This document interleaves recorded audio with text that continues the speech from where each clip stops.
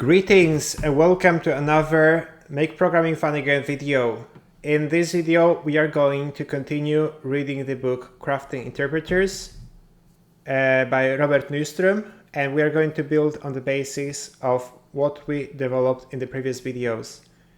If you are new to this series, you can download the source code from the previous videos on my GitHub. I will add the link to the repository in the description below. And let me quickly recap what we did in the previous video, because I think it was recorded 3 weeks ago. Honestly, I was planning not to continue with this series because I've seen a decreasing interest in this series. Like with any YouTube series, you basically see that the interest waxes and wanes, but with programming videos it's even worse because people just watch the first video and then you get to like the fifth part and then you get like 1/10 of the view count as with the first part, but then people will just come and ask, so where is the next part? Yo, where's the next part? Yep, so I'm dedicating this video to my diehard fans. And I think in the previous video we did this exercise. This specific exercise will print the AST of an arithmetic expression. So if we go to exp AST printer and run go run dot, we get the result as expected in here. So this is great. And the book says, you can go ahead and delete this method. We won't need it. Also, as we add new syntax tree types, I won't bother showing the necessary visit methods for them in AST printer. If you want to, and you want the Java compiler to not yell at you, go ahead and add them yourself. It will come in handy in the next chapter when we start parsing logs code into syntax trees. Or if you don't care to maintain AST printer, feel free to delete it. We won't need it again. Chapter 6, Parsing Expressions. Okay, hang on. If this was what we did in the previous example, what did we do in here? Did we even? Yeah, so this was from the last video, March 17th. What did we do in the previous exercise? What did we do in the previous video? Okay, yeah, I think we were... Okay, do we have a parser class? No, we do not have a parser class, so I guess this video introduces... I think somewhere in the previous video we may have read something about this recursive descent, but I don't recall writing any of this code, so I'm kind of confused as to what we did. But okay, recursive descent is considered a top-down parser. Okay, we are going to be implementing a recursive descent parser in Go.